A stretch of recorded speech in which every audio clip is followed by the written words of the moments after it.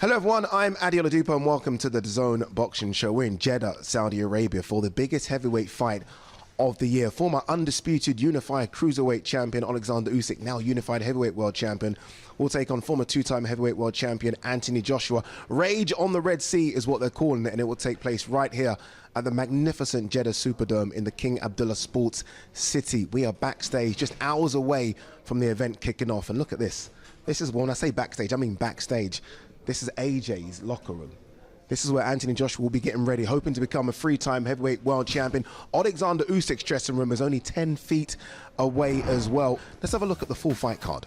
We kick things off in the super bantamweight division. The first female fight here in Saudi Arabia, Ramla Ali versus Crystal Garcia Nova. We then move to the super lightweight division. Ziad Almayouf, trained by Buddy McGutt, who calls him Zizou. He takes on Jose Alatorre.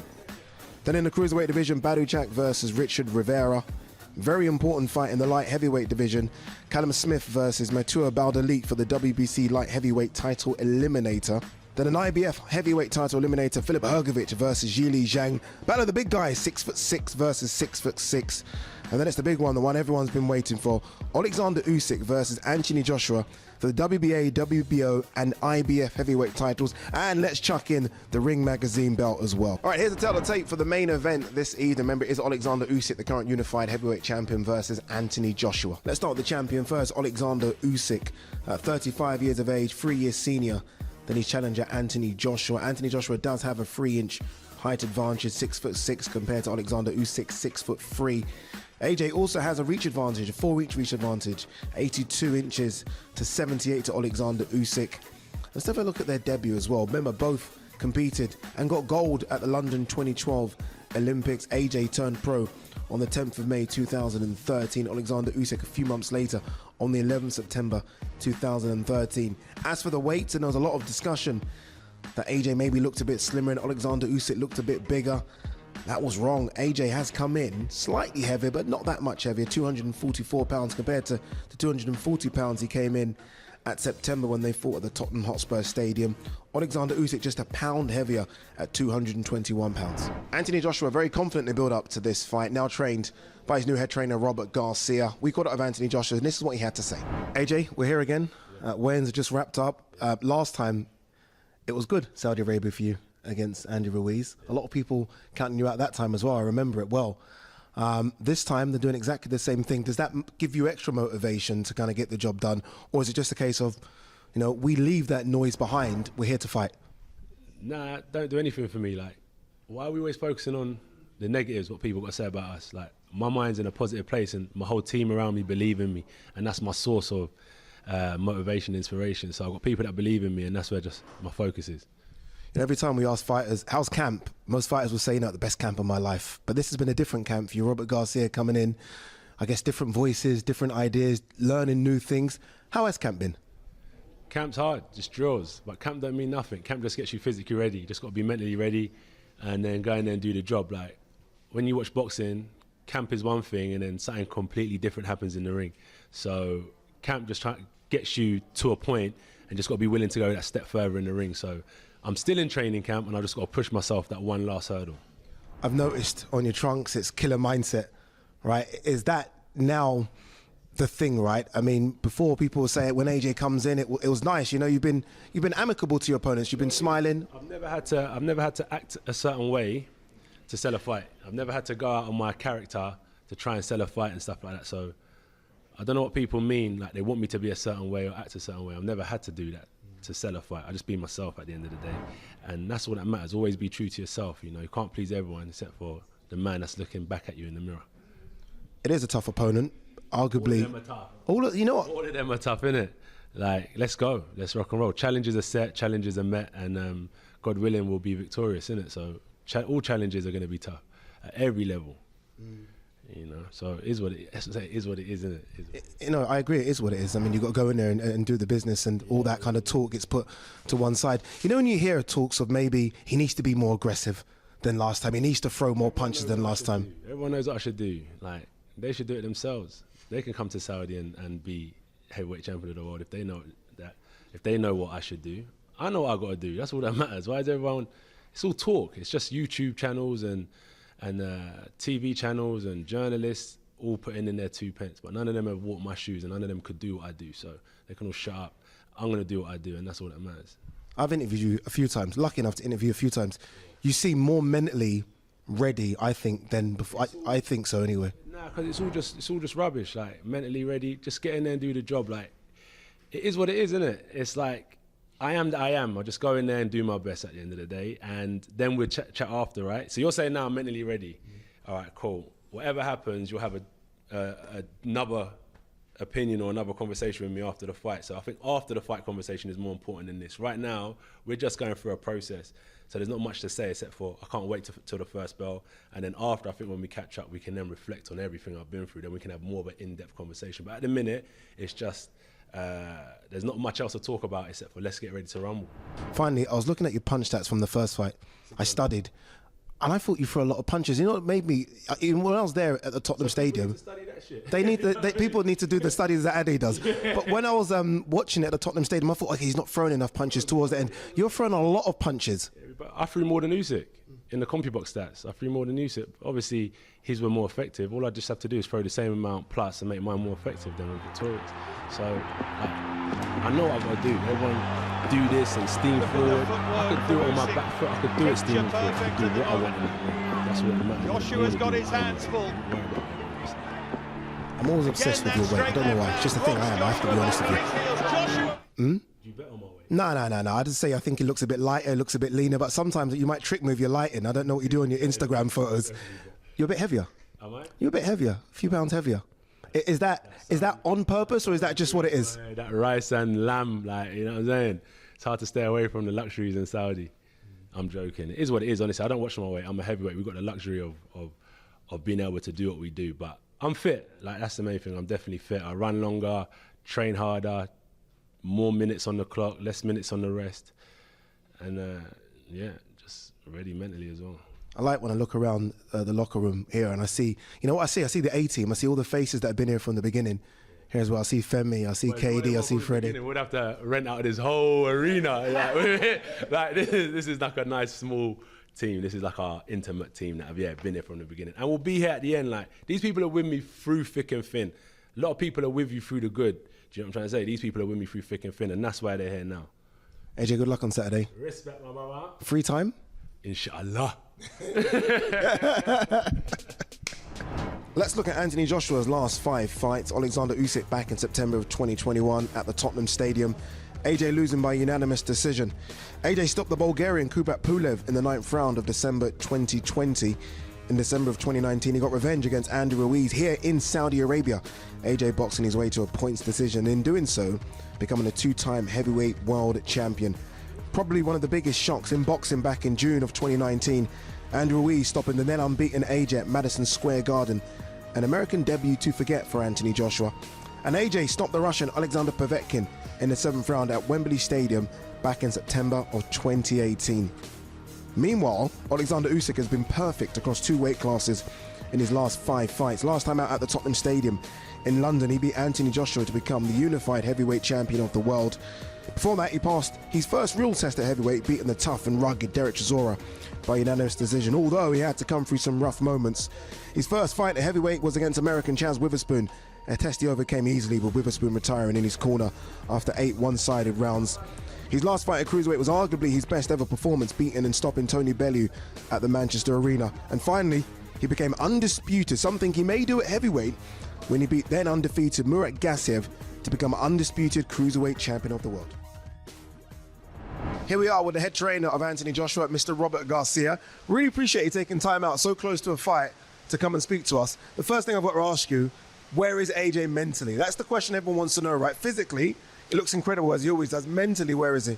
Well, you know what? The work was done, like you said, physically, everything was done, sparring partners, the whole work was done, but a lot of work had to be mentally. And you know what? We have a great team that came in to work with Anthony. It's not just myself, Angel Fernandez, and we have other guys that are also involved. They're doing a great job. I think this week was going to be the most important week coming, that the fight is getting very close, and what we've seen is nothing but positive things about Anthony. He's saying that he knows what he has to do. He knows he's got to be aggressive. He knows he's got to win by knockout, and he wants to win by knockout. So that's the main thing. I think he's ready to it.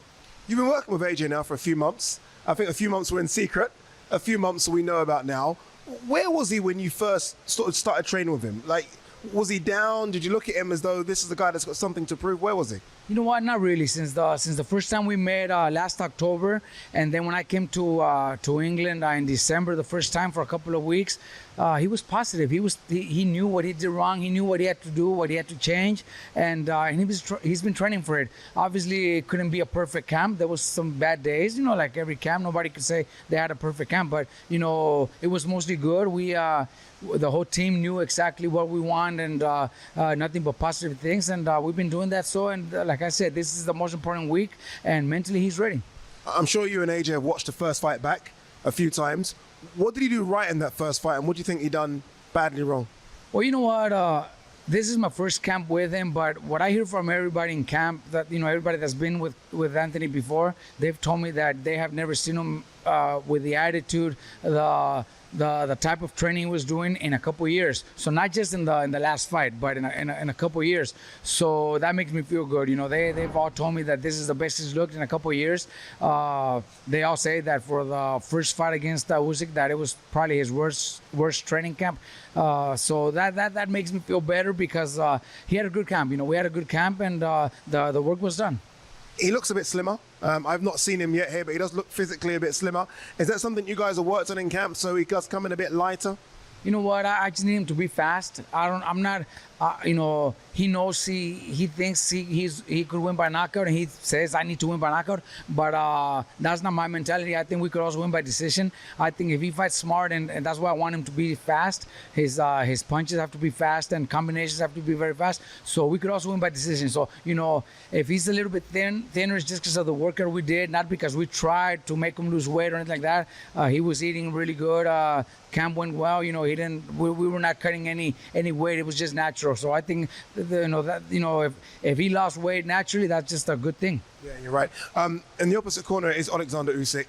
Pound for pound, I think number one. Do you look at him as that as well? Was the pound for pound number one right now? Well, I know top three for sure. You know, he's up there. You know, everybody has different opinions. A lot of people still think Canelo's number one. Some people might pick Crawford or Spence, Inoue. You don't know, you know. But to me, he is top three. I think he is one of the best, and you know, he's got a great style. He's a great fighter. You know, I've known him for many years. You know, since back in California when he used to train in my gym. But you know, we're here to win this fight, and we're here to beat him, and that's the only thing that's in our mind. Robert, is it as simple as saying that AJ just needs to be a bit more aggressive? The AJ that maybe we saw against Vladimir Klitschko, a bit more on the front foot than he did, not try and have a boxing match with someone that clearly is maybe a better boxer than AJ? Well, you know what? It's not a secret. Everybody that knows boxing says the same thing. And yes, we have to be more aggressive, but I also don't want him to make mistakes either. You know, because Usyk is a very good counter puncher. He's very fast. He throws very good combinations. So we have to fight smart. Even though we are obviously planning on being a little more aggressive, but we got to do it the smart way. You know, I don't want him to make mistakes. I've seen you make fighters a bit more aggressive. I thought Marcus Maidana against Floyd was aggressive. Maidana as well against Broner was aggressive, and that was against two pure boxers. So we've seen you do it before with AJ. With a fighter. Can we expect that with AJ? Well, you know what? I don't want to say that he's going to be like Maidana, because their styles are very differently. You know, I think Anthony's a much better fighter. He's got very good qualities in his boxing skills, and he could use those skills. He's got great power and great reach also. So why not do it all put together? I don't want him to be the aggressor like Maidana was. But you know what? We've had more fighters that are also aggressive, but in a smarter way, and that's what I want him to do.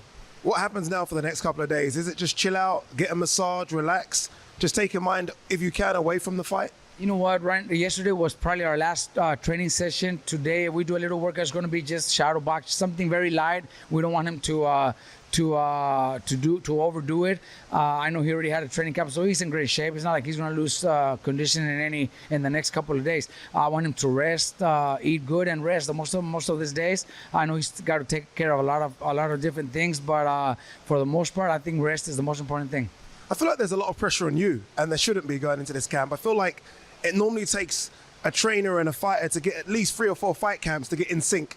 So you almost exactly know what the trainer wants and you know what the fight is going to give. You've not had a long time to work with AJ, and here he is in the biggest fight of his career. Everyone wants to see you do magic almost. You know what? In boxing, you know, that's what boxing is all about. You know, I love those challenges. I took this challenge because of that. Because believe me or not, a lot of people were telling me, don't do it. You know, he's not there anymore. His heart's not there. His mind is not there anymore. He's not gonna be able to pull it off. But I love those challenges. You know, I've had those before. Maidana was one of them. Maidana didn't want to fight anymore. Abner Mares, you know, when he came to me, there was, man, so many people were telling me, don't take on Abner Mares. He's going to embarrass you. He doesn't want to fight anymore. We came and first fight together. You know, he won the world title. So same thing with Anthony Joshua. It's our first fight together, and we're fighting for the world title. So I think we could do it. You know, once I met him in October, the things that he told me, and then when I came to the gym in December and seen him train and talk to him very well, you know, I took that risk and that chance because I love challenges, and I think we could do it. Final question, Robert. Biggest challenge of your career so far? I think so. You know, even though I've been in huge fights before against guys like Mayweather and Pacquiao, I think this is the biggest. You know, it's you know, can't get any bigger than training a heavyweight to fight for the heavyweight champion of the world. You know, that's huge, and definitely doing my best and gonna do whatever it takes to pull off the win. Robert, good luck on Saturday. Really appreciate you talking to us. Very much. Appreciate it. All right, let's look at the punch stats from their first fight back in September of 2021. Punches landed, very close in punches landed. Oleksandr Usyk outlanding AJ to 148 to 123. AJ threw the most punches, though 641 punches from AJ to 529 from Oleksandr Usyk. But you can see the big swing in percentage there for Oleksandr Usyk. 28% of his punches landed for Oleksandr Usyk, just the 19% from Anthony Joshua. Let's look at the power punch stats, which could be key for Anthony Joshua going into this rematch. Outlanded in the first one, Oleksandr Usyk landed 96 power punches to AJ 71. Thrown stats are very close between the two. Oleksandr Usyk thrown 220, Anthony Joshua thrown 214. But you can see the big swing in favor of Oleksandr Usyk when it comes to percentages. Oleksandr Usyk, 44% of his power punches landed, just to 33% for Anthony Joshua. Jabs could be key in this fight. It's been a big weapon for Anthony Joshua in his 5 previous fights. They landed exactly the same amount of jabs. 52 landed for Oleksandr Usyk, 52 landed for Anthony Joshua. But Anthony Joshua thrown a lot more. 427 jabs thrown by Anthony Joshua, just to 309 thrown by Oleksandr Usyk. But percentage is a lot higher for Oleksandr Usyk. 17% of his jabs thrown landed for Oleksandr Usyk, just to 12% for Anthony Joshua. All right, let's see what the boys Ak and Brak have to say about the big one. This is their thoughts on the big unification heavyweight title fight. Thanks, Ade. I'm sorry, Barack and I couldn't make it to Saudi, but we're here now. We're going to give you... No, but no one said they missed you, so why'd you even say that? I don't understand. I know. There's like 2 fans in the whole world that wants us to be there. So in any case, we're still going to give you our analysis here on this big, massive heavyweight rematch. Listen, Barack, first off, you know, I'm big on weigh-ins and press conferences and face-offs, and the energy that Anthony Joshua brought to that first face-off during the press conference, even before the weigh-in early in the week, that at that moment, I knew, I said, okay, this is a different AJ. I don't know if it's Robert Garcia. I don't know if it's his team. I think his mindset has a lot to do with it, but I like that energy. No budging, no playing, no smiling, no laughing. This fight, everything is on the line right here. He wants to be 3-time world champion like the great Muhammad Ali. Guess what? He's going to have to mean business. So I like what I see so far. 100%. If you want to go all the way back to that press conference, I remember Anthony Joshua saying, you know, I can't say it all now. I can't say everything now. And I'm like, well, what is it you're not saying? I think what he's not saying is, I want to kick his behind. I'm going to hurt him. I'm going to punish him. I'm going to knock him out. I think that's the mentality that he has, and that's how he's going into this fight. You know, Barack, I went back to watch some footage the last couple of days. I remember last time we had a conversation about this. You brought up some good points, and a light bulb went off in my head. I said, I want to watch AJ box and look good doing it. So I watched some old fights, meaning where he was technically sound, using his jab, using his distance, even decent footwork in the boxing ring. And I also watched him fight Dillian White. I've watched him fight Dominic Brazil, Molina, and those fighters where he was just pretty much taking control quickly in the fight and scoring fast knockouts. And I noticed that he's a guy that can knock you out with one punch. So in reality, all he needs to do is time Usyk right and box him to the point where he lands that one shot. After you hurt a guy is when you go berserk a little bit, right? Most fighters do that. So in reality, it might even be harder for him to land that big shot coming at a guy that can box so well. So he might even have to lose a couple of rounds here and there, moments throughout that fight, as long as he has a plan and plotting to land, whether it's a big right uppercut, a big right hand, to hurt him in order to move forward aggressively. So I think boxing is going to play a part in this fight. And I don't want to, again, I'm not being one-sided here because we already know Usyk is a favorite in this fight. Usyk is a guy that has won Olympic gold medal. So did AJ. Some of you might have forgotten. So he does have boxing ability, but Usyk is a southpaw stance already. AJ's already mentioned, Barack, that, those guys give him hell. If he was, orthodox, it'd be a different story. But AJ understands that he's going in there against this southpaw again. He has to do something different. I think the key is to set a plan on when are you going to land that big shot and not wait too late in the fight in order to execute.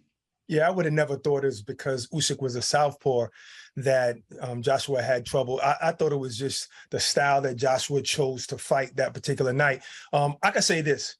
Usyk did a great job. He won the championship of the world. He took those 3 straps home.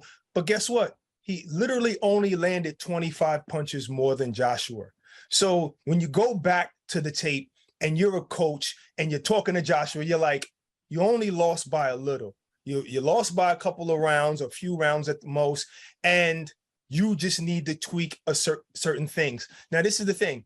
If you look at this, Usyk has the blueprint to beat Joshua because he already has. Now, if Joshua looks back at when Usyk fought Chisora, there's somewhat of a blueprint right there. Chisora fought a very good fight. A few people even thought he won.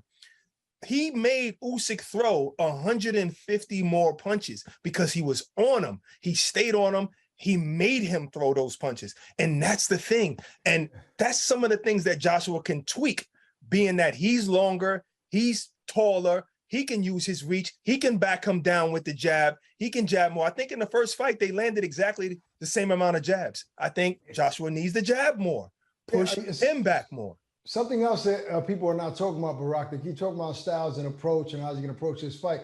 I thought that AJ's condition wasn't at its best there. AJ's a guy that does a lot of strength and condition and all that sort of stuff, but I think he got tired in that fight earlier on, and obviously late in the fight, we all saw that he was completely gassed out. If you're gassed out, you really can't implement what your mind wants to. Your body doesn't allow it, so you have to be in great condition. I think that AJ's is aware of that. We talked about him being such a student in the game. I know he watched that fight and he thought about, man, I gassed out early. I have to have supreme energy for the entirety of this fight, all 12 rounds. And I think that's going to play a major difference. But credit to Usyk, he took advantage at the times that AJ was tired. But that's why we're here, so we can get all of the answers to all these questions and all these scenarios we're posing to see what happens at the end on this big heavyweight showdown. Let's send it all the way back to the desert over there with our guy, Eddie, who's chopping up with Mr. Matchroom himself, Eddie Hearn. Eddie, here we are again in Saudi Arabia. Once again, AJ, a big underdog. Once again. This is a different type of task, though, isn't it, this time around? Yeah, I mean, look, Andy Ruiz, great fighter. We know the problems he had in camp. AJ, the poor performance really in the fight, and now you're talking about pound for pound number one in Oleksandr Usyk. You're not talking about a guy that you should be beating 9 times out of 10, who was Andy Ruiz. Yeah. You're talking about a guy that was a 50-50 in the first fight, and now you're the underdog. So it's going to be a great fight, and any time you fight someone with the ability and levels of Oleksandr Usyk, it's going to be a challenge. But he's in a great place. You hear all the time, I've had a good camp, I'm in a good place. I don't think he was in a great place for the first fight, not physically. Yeah. I just think he was second guessing himself. And I think sometimes when you fight Oleksandr Usyk, you get a little bit taken away by the wizardry and everyone talking about what he does so well. And I remember when Tony Bellew boxed him, after 6 rounds, Bellew was winning the fight, said, I was just drained. Yeah. I was concentrating so hard. I was looking at his feet. And there's a lot of unknowns when you go into the ring with Usyk. The fact that AJ spent the 12 rounds in there with him doesn't mean he wins this time, but it's a lot easier to digest information and process that information to know that, yeah, I put my feet here, I got pinged with a right hand down the middle, and, you know, etc., etc. So I like the fact that he's experienced that. He's got to adapt in this fight. Robert Garcia is going to play a key role in the corner for sure, but he's ready. He's ready, and he's putting a lot of pressure on himself to win, which I like. You've worked with AJ from the get-go, right? 9 years, soon to be 10 years. Talk to me about his mentality, not from the get-go, but from last year to this year. That's what people question. AJ's mentality. Does he need to get stronger up there? You know more than anyone. I think with AJ, he's an intelligent guy. You can't bluff him, right? So when he believes in something, when he's comfortable with something, when he understands, talk about process information and like understand the game plan, he's very good at executing that game plan. Go back to Ruiz too. He had to box in a style that he'd never boxed in before to win every round of that fight. Did it really well. I think in the first fight, I remember having a conversation with him on the Friday, the day of the weigh-in, and he was like, yeah, I'm going to box him, and we got the first 6 rounds, and I'm thinking, no, mate, in fact, I'd like it over within those first 6 rounds. Or you have to put enough damage on Usyk that he doesn't get into his rhythm. His mindset's good. Like I said, boxing's about hunger, it's about desire. I always find it fascinating when you look at these guys who come from very humble beginnings, get everything they ever dreamed of, yet still have to be the same person to go in there and fight for a living, And being a fighter is a mindset that not many have. It's a very brutal, dangerous sport, but it's a sport full of warriors. And I always look at AJ and look at Canelo Alvarez and think, Canelo Alvarez used to sell popsicles on a street in Guadalajara. You used to dream when you started boxing of having all these belts and all this money and these houses and getting out of where you came from ultimately. And you've done all that. You've become one of the biggest stars in sport, but you still want to win so bad. You're still prepared to go in there and take shots and do the hard spars. They're special people, they're winners. And AJ's one of those people, So the desire's still there. And for him, it's always been about the competition. It's about the sport. So this week, yes, it's the Unified World Heavyweight Championship. Yes, the Ring Magazine title's on the line. Honestly, he just wants to beat Oleksandr Usyk because he beat him last time. And I remember the day after the fight, I went to meet AJ after the Usyk fight, and he was angry, really. And I love to see that, It wasn't like, I don't know if I've got it anymore, if I want it anymore. It was like, it was frustration, it was anger, it was, an order from him to order this immediate rematch and, and activate that rematch clause. And I like what I see because you need that hunger, and he's going to have to fight with that ferocity on Saturday. He can't go in there and just fence off with Usyk and let him get to 6-7 rounds and like we did last time. From the get-go, it's got to be educated pressure. But he's got to hurt him. He's got to dent him. He's got to hit him to the body, the arms. He's got to make Usyk feel uncomfortable. And like I said, by the time that bell rings at the end of the 6th round, I want the fight over, or I want Usyk going back to his stall going, I don't like this. I'm not enjoying this. My ribs are hurting. I don't feel great. He's got to know he's the bigger, stronger guy, doesn't he? One thing I have seen with AJ, normally AJ's quite friendly at press conferences, right? He's not an angry man. He can switch it on. This time, though, there's no smiles anymore. That's gone. I remember the first press conference when they fought back last year. There was a lot of smiles, a lot of almost handshakes, a couple of cuddles and selfies. That's all changed now. It's almost like he's realised, I have to get into killer mode. Pardon the phrase, he has to get into killer mode, and I feel like he's in that mode. He is, and that's actually, you've spotted that well, because he hasn't even been that friendly to me and the team. It's but I think he doesn't want to. It's always been the AJ Roadshow. We've been turning up at these venues, selling them out. It's AJ, ring walks, appearances, fans. And I think he's got to a point now where he's gone, do you know what? I'm leaving all that behind. Because for this fight, I have to win. And I think that you're seeing a different spite. In this fight, you're seeing a different spite from Anthony Joshua. But he knows he has to be that guy. So he's telling himself as well, I ain't talking to, I'm not interested in small talk. Right? Get me in there and let me at him. And that's the mentality he needs. I want to quickly talk about AJ overall. Like, when you signed him, what were your biggest dreams? Like, what did you really think this could be? I mean, you signed a big, strong heavyweight, Olympic gold medalist. There's no way, I know that you will forecast things, but there's no way you thought it could be this. like selling out stadiums. Yeah, no. I mean, the answer Back to is back. no, we never thought this would happen, but we did feel like we had a gem. We felt like, I mean, look, firstly, he won the Olympic gold in London. Yeah. Right? So that's a was great mixed up start. already, wasn't then you look at the guy and you think, you know, you look like, you know, you're carved out of stone. You're handsome. You talk well. This is too good to be true. Yeah. But, you know, I used to look at the amateur resume and think, wow, this guy had like 40 fights. He won ABAs. He won silver in the world. Should have actually been a gold. Won Olympic gold medal in 43 fights. Yeah. Right? So, you know, then going into the pros, he was very raw. You know, and this is what I keep saying to people. People saying about, oh, do you think he'll retire if he loses? Honestly, like, he's in the prime of his career. People talk about the change in AJ. When you just understand what boxing's about, he'd probably come off that Klitschko fight and thought, you know, 4 or 5 of them, I ain't going to be in this game long. Yeah. That's true. He just got a bit smarter and didn't want to get hit as much, you know, or felt like We've he seen wanted to that with prolong. heavyweights, or Yeah, but Klitschko's or Lennox Lewis. It's natural. Yeah. You learn about the game. Boxing's about hitting and not getting hit, not going in there and just chin up in the air and trading away. You're going to get knocked out, and you're going to also have a short career. So the run that he's been on, the one thing that frustrates me is when you get an athlete that goes to those levels, some people feel that like it's manufactured. You know, some people feel that Matchroom or Sky at the time and now DAZN are sort of building this guy up, but he's not real. You know, he's not the guy that gets in there and takes the biggest test. He is. Yeah. You know, in his 16th fight, don't forget, in his 15th fight, having really fought no one, he jumped in with Dillian Whyte, which was a brilliant battle at the O2 to win the British heavyweight Fantastic title. fight. Next fight, he fought Charles Martin for the world title. Now, people look back now because of the 2-round demolitions, like, oh, that was an easy win. He was 32-0 with 30 knockouts at the time, Charles Martin, and he was well regarded in America.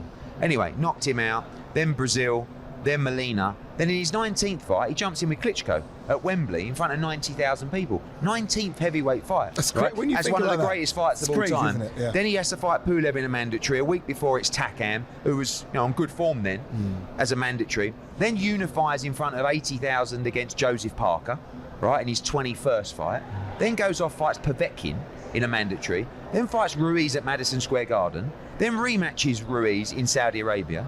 Then fights Pulev in a mandatory. Then fights Oleksandr Usyk in front of 70,000, loses. Then goes back to this is with nothing in the middle. Yeah, there's no gimmies in there. And the worst thing is like he deserved some gimmies. Yeah. And we always used to laugh about it. He never really wanted them, but he would joke to me sometimes, go, Jesus, Ed. Like, I remember when he boxed Povetkin, he was like, any chance of it? Like, I've got to fight, you know, Parker, Klitschko, Povetkin, all these guys. Yeah. But he's proud of his resume.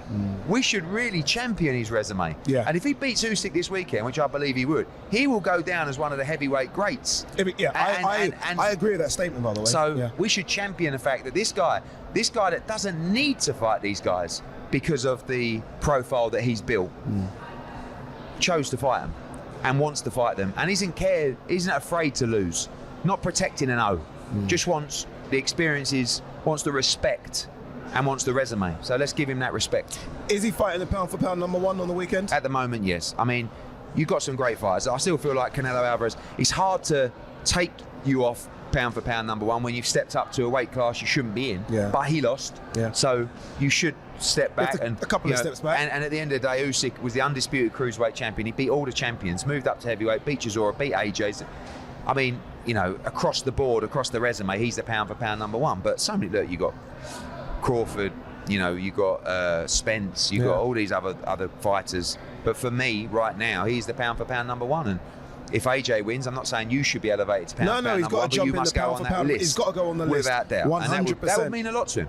Yeah, 100%. Ring Magazine belt's on the line, as you said. A certain Tyson Fury has vacated that. He says he's retired. He comes out of retirement if AJ wins, doesn't he? Fact. Yeah, I believe so. I mean, that fight's not just the biggest fight in British boxing history. It's probably the biggest fight in boxing history. Yeah. You know, it's up there with the Thriller in Manila and the Rumble in the Jungle. It's the undisputed heavyweight world championship, and he'll be back for that fight. He won't fight Usyk. Yeah. He had the chance, and he wasn't interested in that fight. But he believes he can beat Anthony Joshua. And if AJ wins on Saturday, I truly believe you'll see that fight next. Quick word about some of the fights on the undercard as well. We're here at the Saudi Boxing Federation at Ramla Ali, which is incredible, by the way. This setup, I guess, is what we wanted when DAZN Matchroom said, okay, we're all going to Saudi to see the growth of not just boxing, but female boxing. It's good to see things firsthand. You know, we get criticism for bringing major events to Saudi, as all rights holders do.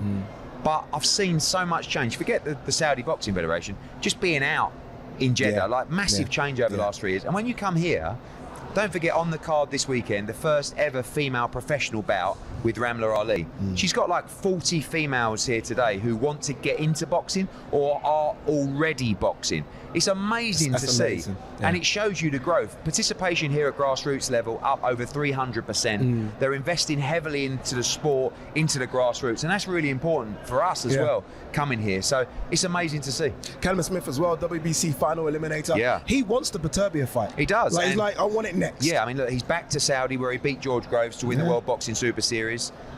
2 big final eliminators on this card. Callum Smith against Border Elite, 1v2. Callum Smith gets a shot at Beterbiev if he can win this fight, which would be a tremendous fight between those two.